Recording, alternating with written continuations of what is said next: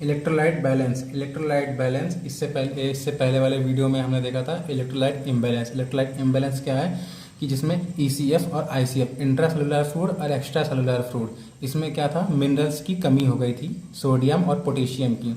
ठीक है, और सारे मिनरल्स जो है उनमें गड़बड़ी हो गई थी। सोडियम पोटेशियम क्या करते हैं, ऑस्मोसिस डिफ्यूजन का काम करते हैं, जिससे सेल्स को नरिशमेंट मतलब उसको नरिश किया जाता है, मतलब खाना पीना प्रोवाइड किया जाता है, जिससे सेल्स जो होता है वो जिंदा रहता है। ठीक है, लेकिन इस इलेक्ट्रोलाइट बैलेंस नहीं हो पाने के कारण सेल्स क्या होते हैं, डिसफंक्शन हो जाते हैं। ठीक है, और ये इलेक्ट्रोलाइट इम्बैलेंस कहाँ कहाँ कैसे हो जाता है, वाटर लॉस के कारण हमारे शरीर में। वाटर लॉस कहाँ कहाँ से होता है, किडनी से कैसे होता है कि जो PCT होता है, DCT होता है, हैनले लूप होता है और कलेक्टिंग डक्ट, इन सब में से क्या वाटर रीअब्जॉर्प्शन होता है, तो वो सही तरीके से नहीं हो पाता है। ठीक है, तो इससे क्या होता है, यूरिन बहुत ज़्यादा मात्रा में फॉर्मेशन होता है और पास आउट होने लगता है। तो और आपको पता है कि मिनरल्स क्या होते हैं, हाइड्रोफिलिक होते हैं, मतलब पानी से प्यार करने वाले होते हैं, जिसकी वजह से मिनरल्स जो होता है वो पानी के साथ बाहर निकलने लगता है। ठीक है, इस शरीर में इससे मिनरल्स की कमी हो जाती है। ठीक है,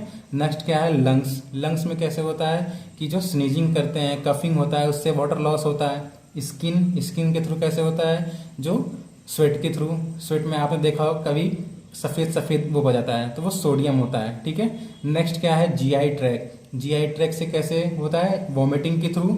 ये डाइजेस्टिव सिस्टम है हमारा, GI ट्रैक कहलाता है, ये पूरा यहाँ से डायरिया के थ्रू हो जाता है, वॉमिटिंग के थ्रू क्या होता है, वाटर लॉस होने बहुत ज़्यादा मात्रा में होता है। तो ये सब इसके कारण से इलेक्ट्रोलाइट इम्बैलेंस हो रहा था। अब इलेक्ट्रोलाइट इम्बैलेंस को बैलेंस कैसे करता है हमारा बॉडी, वो हम जानते हैं, इलेक्ट्रोलाइट बैलेंस। ठीक है, इलेक्ट्रोलाइट बैलेंस में पहले ये जान लीजिए, हाइपोथैलेमस क्या करता है, ADH हार्मोन बनाता है, ADH एंटी डायरेटिक हार्मोन, जिसे वैसोप्रेसिंग हार्मोन कहते हैं, बनाता है और उसे पोस्टीरियर पिट्यूटरी में सेव रखता है। जब हमारे शरीर में पानी की कमी हो जाती है तो वही ADH हार्मोन को पोस्टीरियर पिट्यूटरी से रिलीज होता है और काम करता है किस पर, किडनी पर काम करता है और शरीर के और सारे हिस्सों में भी काम करता है, जिससे जो ब्लड वेसल्स होती हैं वो कॉन्ट्रैक्ट हो जाती हैं और ब्लड का लॉस होना कम हो जाता है। ठीक है, अब आगे देखते हैं, अब इलेक्ट्रोलाइट बैलेंस कैसे हमारे बॉडी शुरू करता है। पहले क्या होता है, सोडियम पॉजिटिव जो है, ये इलेक्ट्रॉन का रूप है, increase the extra cellular fluid.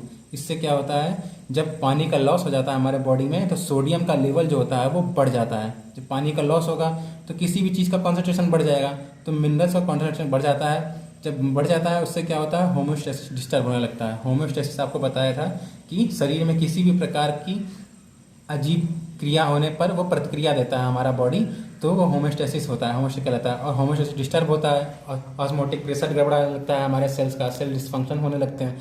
तो उससे क्या होता है, फिर हमारा शरीर में थ्रस्ट सेंसेशन उत्पन्न होता है। थ्रस्ट सेंसेशन उत्पन्न होता है तो हम बाहर से कई प्रकार के ब्रेवरेज, पानी, अलग अलग प्रकार के फ्लूइड्स जो होते हैं वो हम इनटेक करते हैं। ठीक है, तो वो फिर GI ट्रैक से हमारा एब्जॉर्ब होता है। एब्जॉर्ब होने के बाद वो हमारे और सब सारे बॉडी में सर्कुलेट हो जाता है। ठीक है, फिर आगे देखते हैं ये कैसे, फिर हाइपोथैलेमस रिस्पॉन्ड, जब थ्रस्ट सेंसेशन होता है, ब्लड फ्लूइड की कमी होती है, तो हाइपोथैलेमस रिस्पॉन्ड करता है।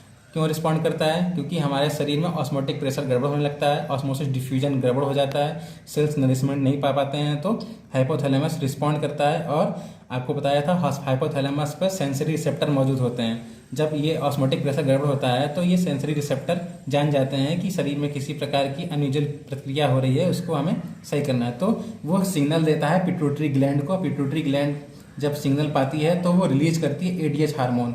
आपको बताया हमने कि हाइपोथैलेमस जो होता है वो ADH हार्मोन बनाता है और पोस्टीरियर पिट्यूटरी में स्टोर करता है, फिर वहाँ से वो रिलीज करता है। तो पिट्यूटरी ग्लैंड क्या होता है, वो रिलीज करती है ADH हार्मोन। ADH हार्मोन को ही वैसोप्रेसिन हार्मोन कहते हैं। एलिवेट द ब्लड प्रेशर, हमारा जो ब्लड प्रेशर होता है वो बढ़ जाता है। ठीक है, ADH हार्मोन क्या होता है, एंटी डायरेटिक हार्मोन है, वो वैसोप्रेसिन हार्मोन कहते हैं। ब्लड वेसल्स को संकुचित कर देता है, कॉन्ट्रैक्ट कर देता है, जिससे ब्लड प्रेशर बढ़ जाता है। ब्लड प्रेशर बढ़ने पर क्या होता है कि हमारे शरीर में ब्लड सर्कुलेशन जो होता है वो बहुत ज़्यादा मात्रा में बढ़ जाता है। और जब ब्लड सर्कुलेशन बढ़ता है तो वो किडनी से होकर गुजरता है। जब किडनी से होकर गुजरता है तो किडनी से ज़्यादा मात्रा में वाटर का एब्जॉर्प्शन शुरू हो जाता है, बहुत ज़्यादा मात्रा में एब्जॉर्प्शन शुरू होता है, तो वो वहाँ से ब्लड में इंटर करता है, जिससे शरीर में जो वाटर का लेवल है वो बढ़ने लगता है। ठीक है, आगे इसमें क्या होता है कि aldosterone hormone release and inhibit urine formation.